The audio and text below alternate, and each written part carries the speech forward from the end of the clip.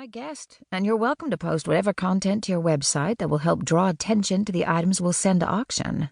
The more I get, the more you get. Isn't that how this all works?" She didn't wait for an answer, but continued onward. Hazel and I silently fist-bumped behind our client's back.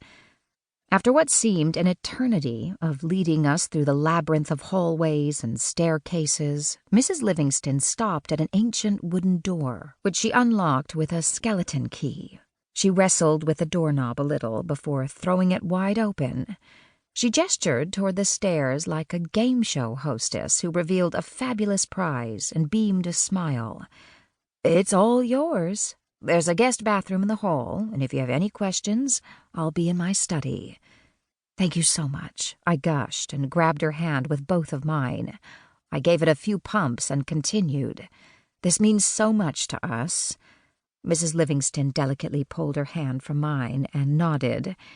"It means so much to me that you girls are willing to sift through God knows what I've sent to be stored there through the years.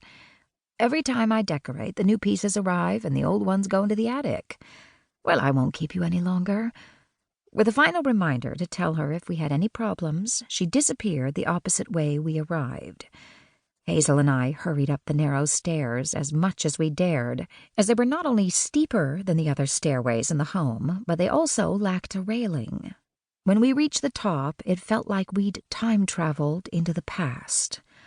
Oil paintings leaned in a neat stack against one wall, their edges collecting thick layers of dust. The top half of a dressmaker's dummy lay tucked inside an antique cradle.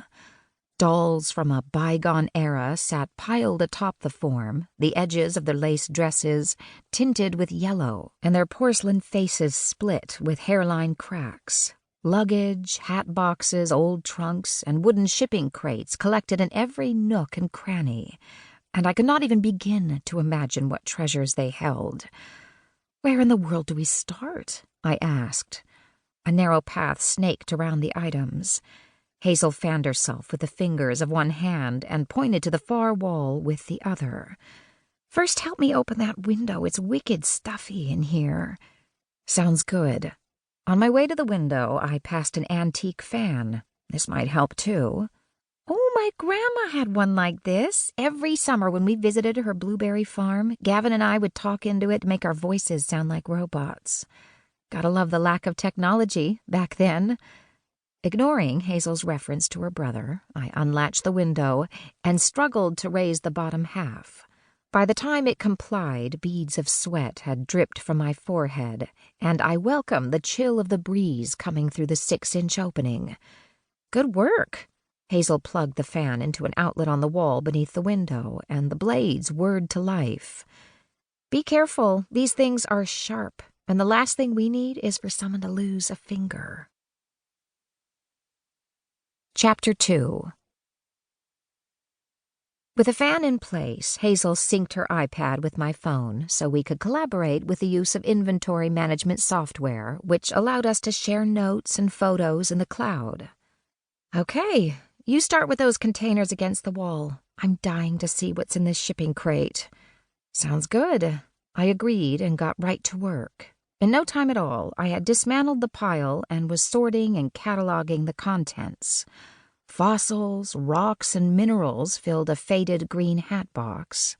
A second, covered in pink silk, held Revolutionary War items. A Grecian urn lay cradled within a third. I marked each with a sticky note labeled M for Museum and stacked them into a more organized pile against the wall. A set of mismatched luggage held vintage cameras, a lady's gold and diamond Cartier wristwatch, a quilted Chanel purse, and a silver chalice marked Tiffany & Company. These pieces were bound to bring a small fortune at auction. Leaving the items in their makeshift containers, I marked each with a sticky note marked A for auction. Leather-bound books formed another stack with a sticky note marked T for Tattered Pages, a rare bookstore over in Dewdrop Springs. The proprietor there would assess their value and make recommendations. Tattered Pages was one of my havens in the weeks after my husband, Duffy, passed away.